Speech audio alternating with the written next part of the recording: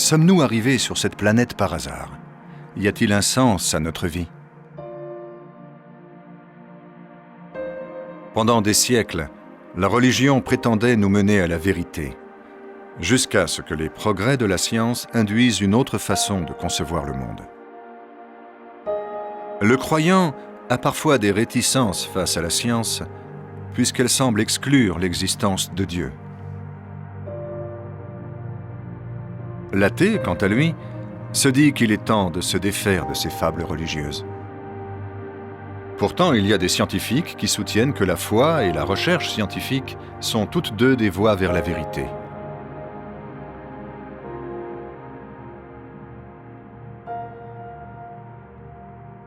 Mais comment parviennent-ils à concilier science et foi?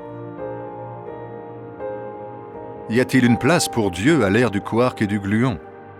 Est-il possible que la science et la foi proposent des perspectives complémentaires sur la réalité qui nous entoure? En fin de compte, ce qui importe aux scientifiques, c'est la vérité. Nous voulons obtenir des réponses exactes. À quoi bon rechercher une réponse erronée? Comment obtenir une connaissance fiable du monde? Cette question se situe au cœur du débat entre la science et la foi. Comment puis-je savoir si quelque chose est vrai ou faux? Si quelque chose est fiable ou incertain? Il s'agit là d'une question fondamentale. Le monde est divisé en deux camps, ceux qui estiment que la question « pourquoi y a-t-il quelque chose plutôt que rien » est primordiale et ceux qui ne voient pas l'intérêt de cette question. Pour moi, la première question est une question essentielle et c'est Dieu qui m'apporte la réponse la plus satisfaisante.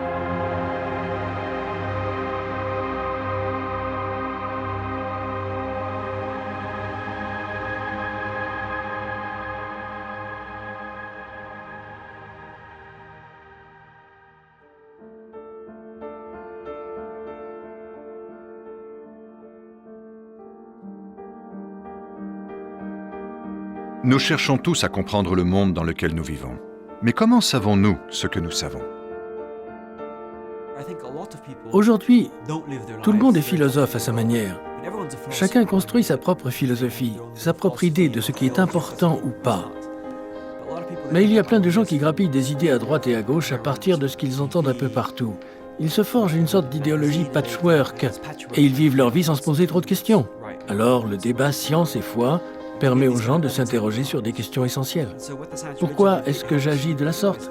Pourquoi est-ce que je crois en Dieu? Pourquoi est-ce que je ne crois pas en Dieu? Est-ce le fruit de mon éducation ou d'une réelle démarche de recherche approfondie pour examiner ces questions de façon réfléchie et objective? Le débat entre science et foi soulève des questions complexes. Quelle est la nature de notre monde? Comment la vie est-elle apparue? Et surtout, y a-t-il un sens et une finalité à l'univers?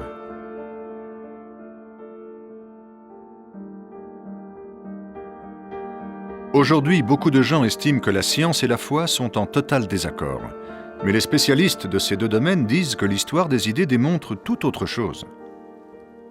Peter Harrison a consacré sa carrière à l'étude du développement de la science moderne. Il ressort de ses recherches que la science puise ses racines dans la pensée théologique.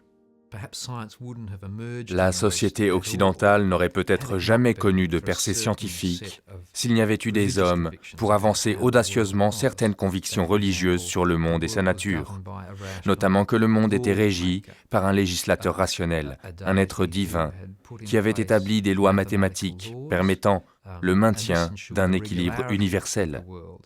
L'idée même que le monde est un lieu rationnel et intelligible trouve donc son origine, du moins pour ces personnes, dans la croyance en l'existence d'un Dieu qui a établi cet ordre.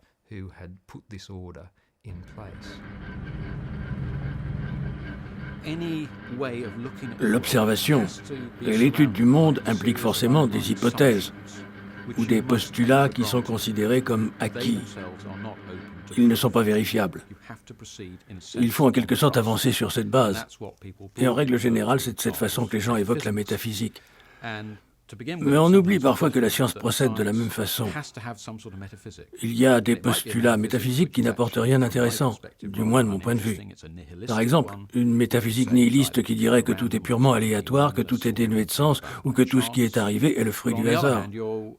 Mais on peut choisir une autre métaphysique, celle que je défends, et qui est une approche chrétienne. Mes collègues matérialistes la jugeraient inacceptable.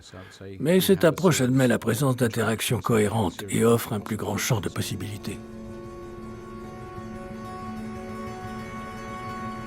Peut-on dire que la science possède ses propres hypothèses tacites? De nos jours, il arrive que l'on instrumentalise la science pour renforcer l'athéisme. Mais en réalité, la science moderne puise ses racines dans l'Europe chrétienne. Alors, comment en sommes-nous arrivés là? Peter Harrison prétend que c'est l'influence d'un biologiste britannique qui a creusé le gouffre entre la science et la religion. Thomas Huxley a pensé que le darwinisme pourrait rendre la biologie plus scientifique et donnerait une bonne image publique à la science, lui donnant ses lettres de noblesse, ce qui n'était pas le cas à l'époque. Il s'agissait aussi, d'une certaine façon, de retirer la science des mains du clergé, qui, depuis très longtemps, et pour diverses raisons, avait tendance à imposer ses positionnements au sein de la communauté scientifique. La stratégie employée, vous pourriez l'appeler une stratégie du gouffre, consistait à dire « En réalité, la science et la religion sont des activités différentes. Elles sont en conflit. Clergé, abandonnez les sciences. Laissez les vrais professionnels s'en occuper. » John Polkinghorne a refusé d'abandonner la science. Chercheur réputé en physique des particules à l'université de Cambridge, il interrompit sa carrière académique pour être ordonné pasteur au sein de l'Église anglicane. Aujourd'hui, il possède une renommée internationale et fait figure d'autorité à la fois dans le domaine de la religion et dans celui de la science. Il continue d'affirmer qu'elles partagent un objectif commun. Elles se préoccupent toutes deux de la recherche de la vérité. Même s'il s'agit bien évidemment de facettes différentes de la vérité, elles doivent pouvoir cohabiter ensemble. Nous avons l'habitude de ce genre de réalité. L'eau dans la casserole bout, puisque le gaz la chauffe. Mais l'eau bout aussi parce que j'ai décidé de me préparer une tisane. On n'est pas obligé de choisir l'une ou l'autre réalité. Si l'on veut réellement comprendre le mystère de l'eau qui bout, il faut retenir les deux formes d'explication. De même, je pense que la science nous explique le fonctionnement du monde, mais la religion nous montre que ce monde a un sens et une finalité qui se manifeste à travers toute son histoire. Pour moi, ces deux approches sont nécessaires pour appréhender la richesse et la beauté du monde qui nous entoure. Pour le croyant qu'est John Polkinghorne, Dieu a créé l'univers. Pourtant, lorsqu'il évoque cet univers, il a tout d'un scientifique. Nous avons de très bonnes raisons scientifiques de croire que l'univers tel que nous l'observons aujourd'hui s'est formé il y a environ 14 milliards d'années à partir de conditions extrêmes de température, de densité et de concentration. Depuis, cet univers s'est étendu et complexifié.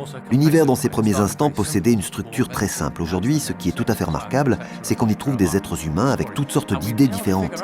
La science nous a permis de comprendre de nombreuses étapes de cette histoire. Il y a des choses dont nous ne sommes pas sûrs, mais en particulier, nous avons récemment découvert que l'univers renferme bien plus que ce qui est visible. En effet, la matière que l'on perçoit ou dont on peut directement discerner les effets ne représente qu'un infime pourcentage de ce qui se passe réellement. Il y a beaucoup de matière noire dans l'univers dont nous ne connaissons pas la nature. Par ailleurs, il y a ce que l'on appelle l'énergie noire, une énergie associée à l'espace lui-même qui dirige l'expansion de l'univers et dont l'origine et la nature demeurent jusqu'à présent inconnues. Pourtant, elle existe bel et bien. De nombreuses questions intéressantes restent donc en suspens. C'est ça la science. Chaque fois que vous franchissez un cap, vous tombez sur quelque chose d'inattendu. L'univers m'émerveille par son intelligibilité. On peut parvenir à en comprendre quelque chose, et pour moi, c'est parce qu'il existe une intelligence qui le sous-tend. Hard Lewis est chercheur en physique théorique. Mais peut-on considérer quelqu'un comme un véritable scientifique s'il évoque une intelligence qui sous-tend l'univers? J'ai compris cela pour la première fois au cours de ma maîtrise, alors que je suivais un cours avancé de mécanique quantique. C'est une histoire incroyable qui commence en 1928 lorsque Paul Dirac, à Cambridge, pose une question très simple. Et si je prends l'équation de Schrödinger concernant les choses qui sont infiniment petites, est-ce que je peux la combiner avec la relativité restreinte, c'est-à-dire la théorie d'Einstein sur les choses qui vont très vite? Et la seule façon pour que ça marche, C'est-à-dire, pour réussir à réconcilier ces deux principes de façon mathématique et cohérente, c'est de postuler l'existence de l'antimatière qui serait l'opposé de la matière. Entendez-moi bien, c'est complètement fou comme idée. Qui aurait pu inventer l'antimatière de son propre chef? Ce serait trop farfelu, même dans un film de science-fiction. Et pourtant, cette mathématique proposée par Dirac nous impose cette réalité, en associant l'infiniment petit à l'infiniment rapide. Curieusement, 4 ans plus tard, en 1932, des scientifiques découvraient l'antimatière, confirmant ainsi les calculs de Dirac. Pour les chercheurs en physique, cela indique l'existence d'un ordre mathématique qui sous-tend l'univers. Pour Hard Lewis, cela va encore plus loin. Pour moi, c'était fou qu'une telle chose puisse marcher ainsi. Aujourd'hui encore, quand j'en parle, cela me donne des frissons tellement c'est magnifique. Vous prenez une théorie, vous l'associez à une autre théorie sans rapport, et vous obtenez un résultat que personne n'aurait pu prévoir, même dans ses rêves les plus fous. Je trouve ça tout simplement fantastique, presque miraculeux. Et il est difficile d'observer une telle chose sans se demander « Mais pourquoi c'est comme ça? Qui l'a organisé de cette manière? Qui l'a fabriqué ?» C'est comme l'énigme d'un roman policier, et l'indice se trouve là devant vos yeux. Donc pour certains, cet ordre mathématique sous-entend l'existence d'un projet et d'une finalité à notre univers. Mais la science requiert-elle vraiment l'existence d'un créateur? Le Big Bang ne s'est-il pas débarrassé du besoin d'un créateur? David Wilkinson est devenu théologien après une formation poussée en astrophysique. Je me rappelle qu'au début de mes études en physique, je pensais avoir trouvé un assez bon argument lorsque je disais « Si c'est le Big Bang qui a créé l'univers, alors qui a allumé la mèche? C'est forcément Dieu, n'est-ce pas ?» Pour moi, il s'agissait d'un argument irréfutable, jusqu'à ce que je lise les écrits de Stephen Hawking. Et Stephen Hawking, dans une brève histoire du temps, propose une explication du tout premier instant de l'univers. Il s'agit de spéculation, mais pour autant, cette explication est possible. Je me rappelle avoir été très choqué et m'être demandé si je pouvais vraiment croire en un Dieu créateur ou si c'était une idée complètement dépassée. Qu'est-ce que la science a précisément révélé à propos de l'apparition de l'univers? La science est parvenue à remonter en arrière à une très petite fraction de seconde juste avant le Big Bang. Et il s'agit vraiment d'un exploit considérable. Pourtant, il me semble dangereux pour quiconque d'affirmer « Voilà comment c'était avant le Big Bang ». Sa nature même est telle qu'il nous est tout simplement impossible d'observer l'état de l'univers précédant cet instant. On ne peut pas le savoir. Ainsi, on ne peut rien dire sur ce qui a précédé le Big Bang, ni sur le plan scientifique, ni en ce qui concerne un Dieu créateur. La physique ou la science ne sont pas compétentes pour faire de telles affirmations. Je ne dis pas qu'il faut s'abstenir d'émettre des hypothèses ou des suppositions, mais juste qu'il faut admettre qu'elles ne sont pas issues de la recherche scientifique. Ainsi, le Big Bang n'offre aucune réponse à la question d'un créateur. Toutefois, Catherine Blundell maintient que la science n'a pas ébranlé l'idée de Dieu.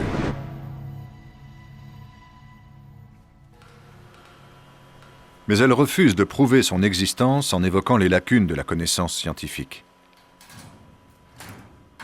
Si vous dites « La science nous fournit une quantité d'informations sur la nature de l'univers », mais ne répond pas à cet aspect en particulier, et qu'ensuite, vous invoquez l'existence de Dieu en le plaçant à l'endroit de cette zone d'ombre de notre connaissance, c'est dangereux. Car lorsqu'un scientifique plus malin débarquera, cette lacune sera comblée par une connaissance scientifique plus élaborée. Le risque, c'est que la place que vous attribuez à Dieu devienne de plus en plus petite. Chercher à expliquer les lacunes scientifiques par l'intervention de Dieu est une pratique dangereuse. Il fut un temps où les croyants faisaient appel à Dieu pour combler ces lacunes. Cependant, aujourd'hui, si la religion avait recours à la notion d'un Dieu bouche-trou, ce serait à ses risques et périls.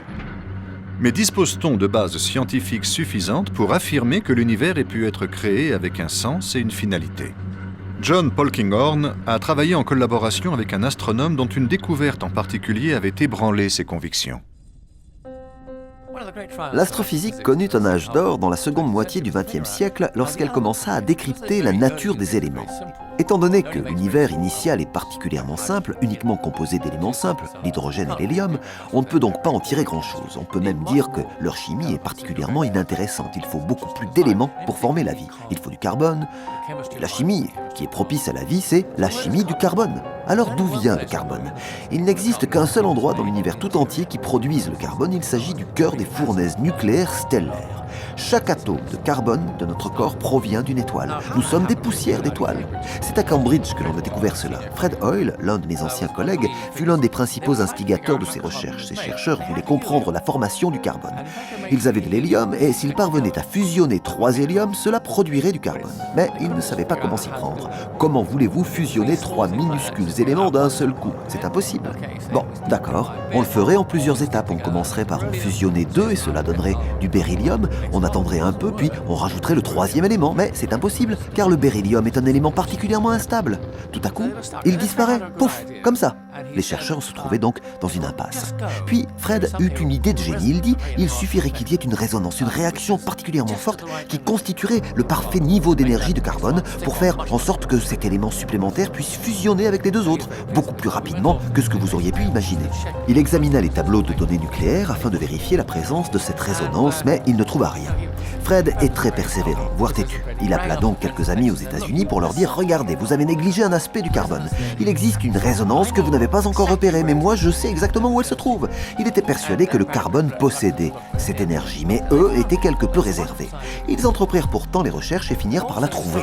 Fred se dit que cela allait au-delà d'une simple histoire scientifique parce que si les lois de la physique nucléaire avaient été à peine différentes, soit il n'y aurait eu aucune résonance, soit elle aurait eu un autre niveau d'énergie, ce qui ne servirait à rien. Donc Fred, qui a revendiqué toute sa vie son attachement à l'athéisme, aurait dit avec son accent inimitable « L'univers est un coup monté génial ».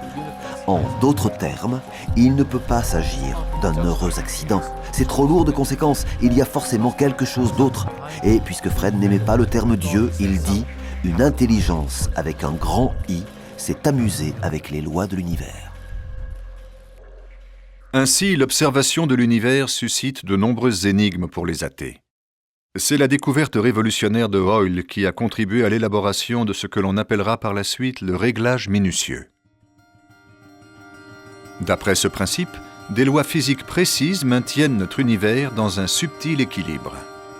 Notre univers apparaît extrêmement improbable. Les lois de la nature suivent certaines constantes, mais on ignore pourquoi ces constantes ont ces valeurs en particulier. Pourtant, on sait que si l'on effectuait de très légères modifications sur ces constantes, on obtiendrait un univers hostile à la vie, et même stérile en quelque sorte. Vous connaissez le célèbre exemple du Soleil qui exploserait si l'on modifiait légèrement quelques-unes des constantes électromagnétiques. Bref, il n'y aurait même pas de Terre. Et notre univers possède des caractéristiques extrêmement spécifiques. C'est comme l'air portait la vie. Et vu la structure physique du monde depuis le Big Bang, les lois de la nature identifiées mais non expliquées par la science devraient s'articuler d'une façon extrêmement précise pour rendre possible la vie à base de carbone. Peut-on dire que cette connaissance scientifique nous pousse vers la notion d'un univers avec une finalité et vers Dieu? Ne serait-ce pas dangereux pour la religion de forcer la main de la science? Honnêtement, je pense que l'on peut dire que rien de ce que l'on observe dans la nature, notamment sa régularité ou ses fascinants phénomènes de réglage minutieux, n'apporte une preuve de l'existence de Dieu. Mais ce qui importe, c'est qu'il s'accorde parfaitement avec la foi en Dieu. Par conséquent, j'aimerais vous encourager à ne pas considérer la nature comme preuve de l'existence d'un Dieu.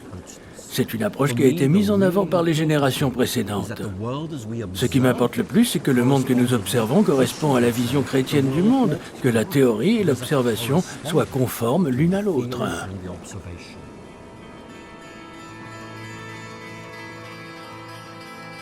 Si le caractère peu probable de notre univers ne prouve pas en soi l'existence de Dieu, pour autant il continue de poser des questions à ceux qui ne croient pas en Dieu. Et c'est peut-être pour cela que certains courants de pensée athées cherchent aujourd'hui d'autres issues en s'appuyant sur la science. Jusqu'ici, on considérait notre univers comme étant unique. Mais la cosmologie contemporaine est en train d'ouvrir de nouvelles portes. Et si nous vivions en réalité dans un multivers? Et si notre univers n'en était qu'un parmi tant d'autres? Le principe du réglage minutieux implique une question existentielle. Comment se fait-il que notre univers soit aussi propice à la vie?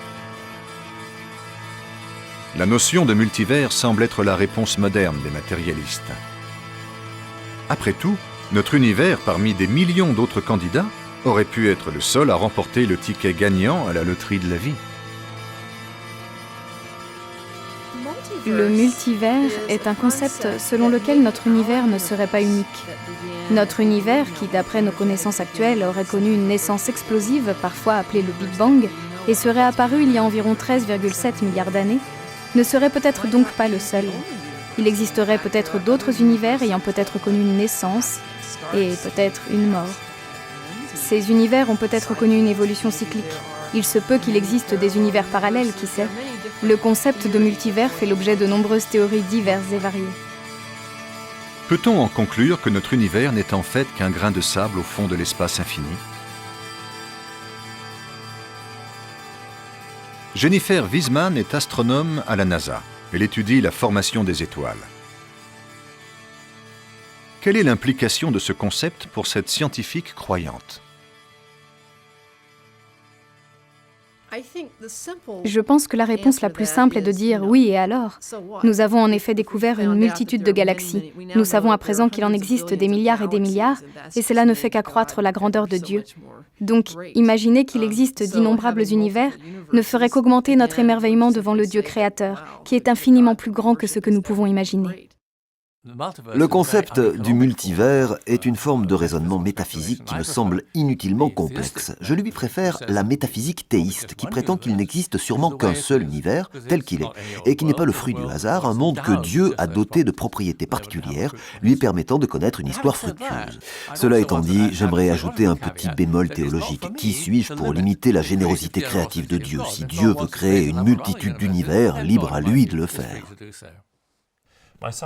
Mes connaissances scientifiques me poussent à croire en l'existence d'autres univers, ce qui ne m'empêche pas d'être chrétien.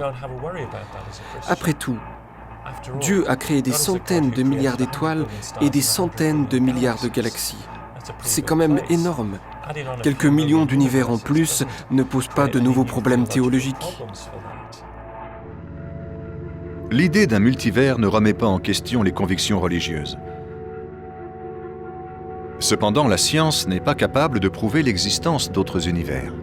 Et voilà l'ironie du sort. La science se retrouve sur le même terrain que la foi.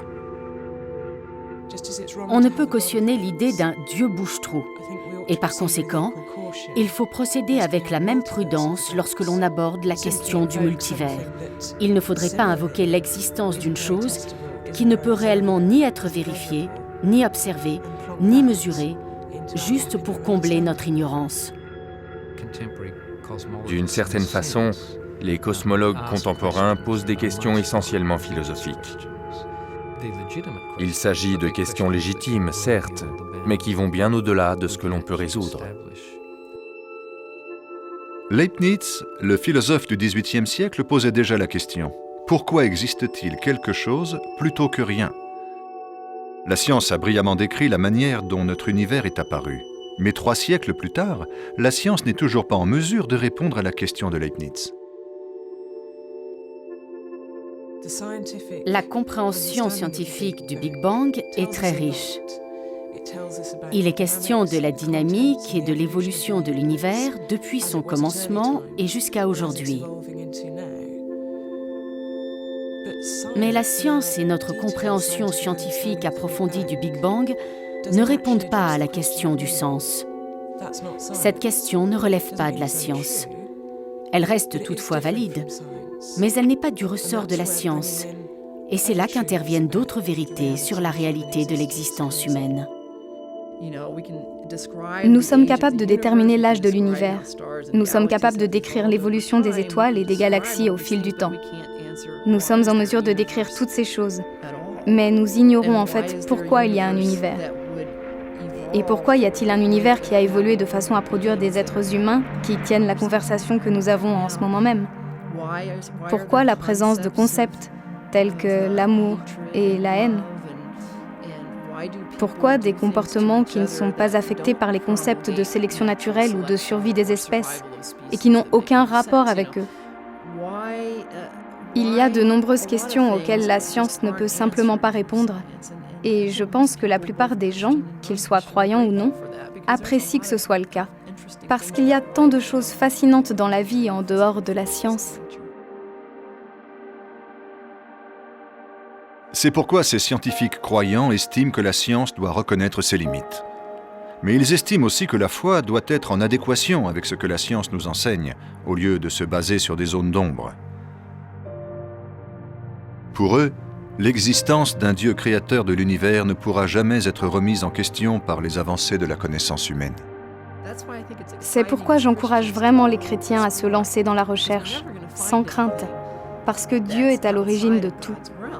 Tout, absolument tout, fait partie de sa création majestueuse. Et plus vous faites de découvertes, plus vous vous émerveillez devant Dieu. En fait, je pense que la recherche est une activité qui devrait susciter beaucoup d'enthousiasme chez les chrétiens.